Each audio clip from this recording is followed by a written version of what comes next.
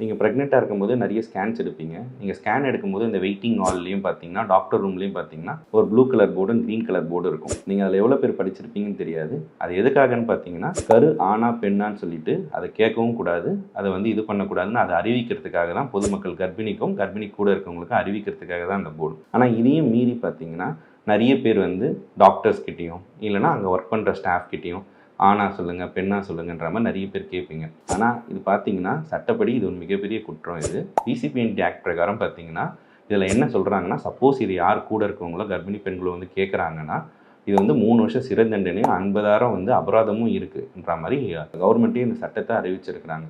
இதையும் மீறி நிறைய பேர் கேட்குறீங்க. எதுக்காக இதை கொண்டு வந்தாங்கன்னா, பெண் குழந்தையை சிசுவை நம்ம காப்பாற்றணும், பெண் குழந்தையை கருவில் அழிக்கக்கூடாதுன்றதுக்காக தான் நம்மளுக்கு இந்த பிசிபிஎன்டி கவர்மெண்ட் மூலமாக இதை கொண்டு வந்தாங்க. இதில் மெயினாக எதுக்காகனா, ஆணும் பெண்ணுன்றது சமம் தான். இதில் ஒரு டிஸ்கிரிமினேஷன் இருக்கக்கூடாதுன்றதுக்காக தான் இது கடுமையான சட்டத்தை எல்லாருமே கொண்டு வந்திருக்காங்க. அதனால் இதையும் மீறி எந்த ஸ்கேன் எடுக்க போனாலும் எந்த டாக்டர்ஸ்டையும் சரி, அங்கே ஒர்க் பண்ணுற ஸ்டாஃப்டையும் சரி, நீங்கள் ஆணா பெண்ணான்றது மட்டும் கண்டிப்பாக கேட்காதீங்க. பெண் குழந்தைங்களை காப்போம், அதே மாதிரி பெண் குழந்தைங்களுக்கு கற்பிப்போம். நன்றி.